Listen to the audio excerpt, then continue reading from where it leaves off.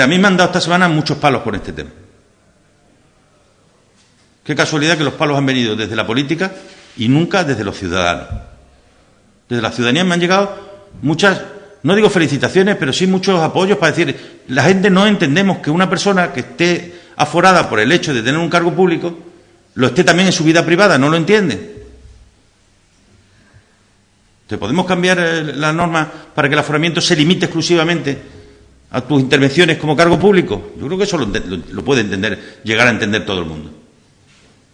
Pero en lo que afecte a tu vida privada, ¿por qué? Porque si yo mañana cojo, me salto un semáforo en rojo, como yo decía el otro día, y atropello a una persona, ¿tengo que estar aforado?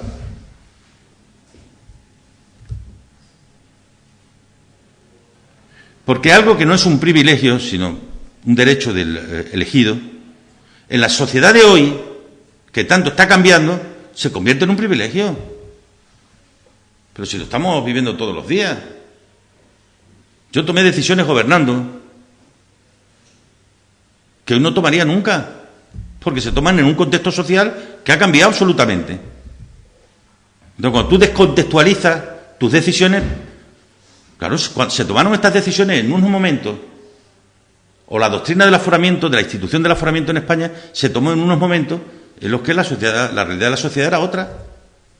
Cuando cambian los contextos hay que cambiar algunas de las decisiones. Y algo que no está en nuestras manos, pero que lo está diciendo todo el mundo, que es modificar la institución del indulto. Es decir, no es posible que tú, cargo público, del tipo que sea, tengas la posibilidad del aforamiento, es decir, que te juzgue un juez distinto del juez ordinario. Que no quiere decir que sea que te vaya a juzgar mejor ni peor. Yo voy al principio de la igualdad. Te va a juzgar otro distinto del que te tocaría si no fueras político. Te juzgan, te condenan en sentencia firme y luego tienes la posibilidad de pedirle el indulto a quienes han sido tus compañeros. La institución del indulto, y supongo que para eso habrá que modificar la Constitución, hay que ponerle límites. Hay que ponerle límites.